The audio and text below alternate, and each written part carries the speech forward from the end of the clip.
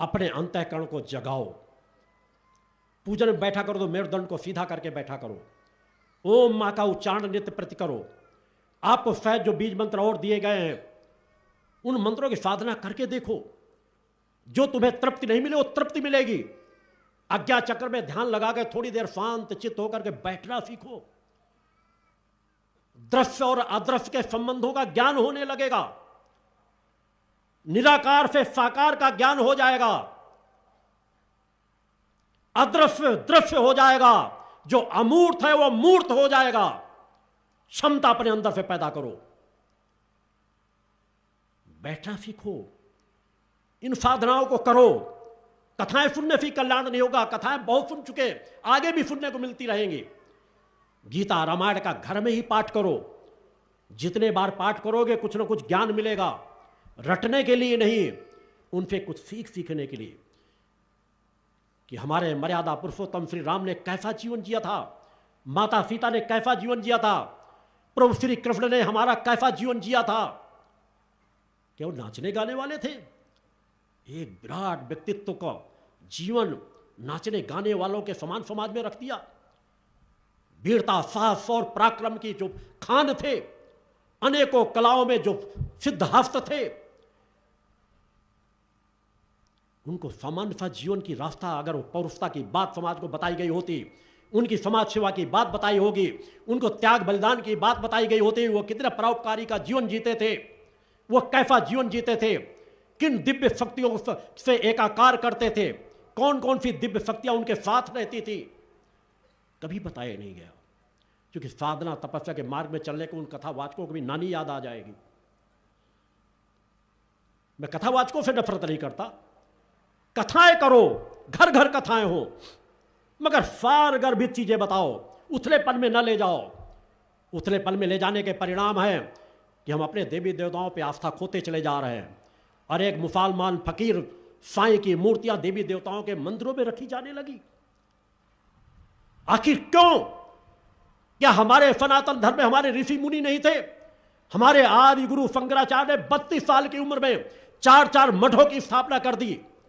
कब हमने उनके ज्ञान तपस्या की बातें समाज को बताई? कितने मंदिरों में हमारे आदि गुरु शंकराचार्य की मूर्तियां रखी हुई हैं।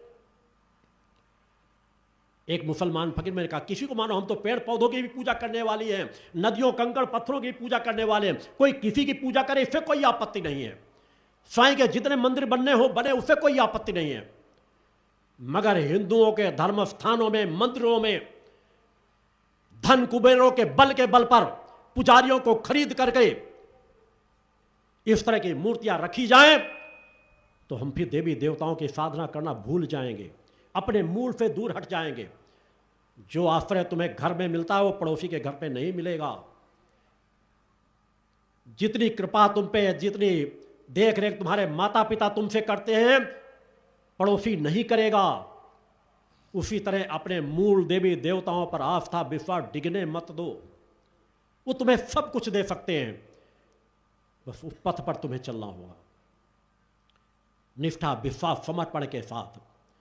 अनेकों प्रश्न मेरे पास जो आए आज और कल, में उन प्रश्नों का उत्तर देने का पूरा प्रयास करूंगा जो समय रहता है।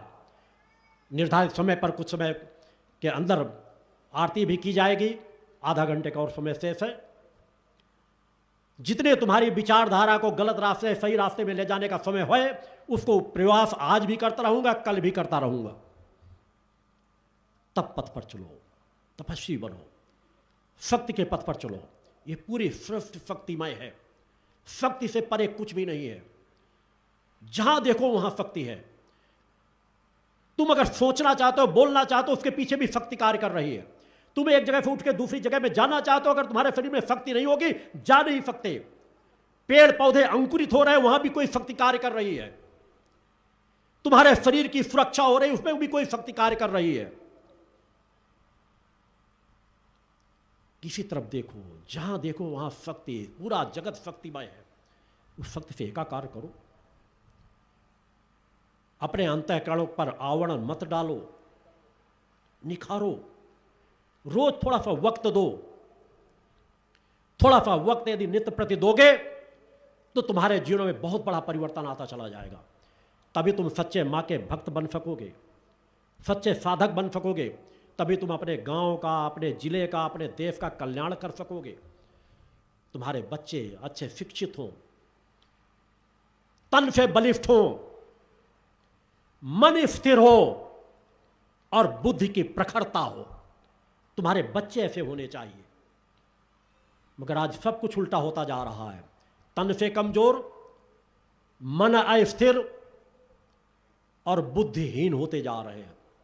अतः तन से बलिष्ठ बनाओ, मन उनका स्थिर हो, बुद्धि की प्रखरता हो, जागरूक बनो, अपने अंदर जागरूकता पैदा करो, तभी तुम्हारे अंतःकरण का अंधकार मिटेगा।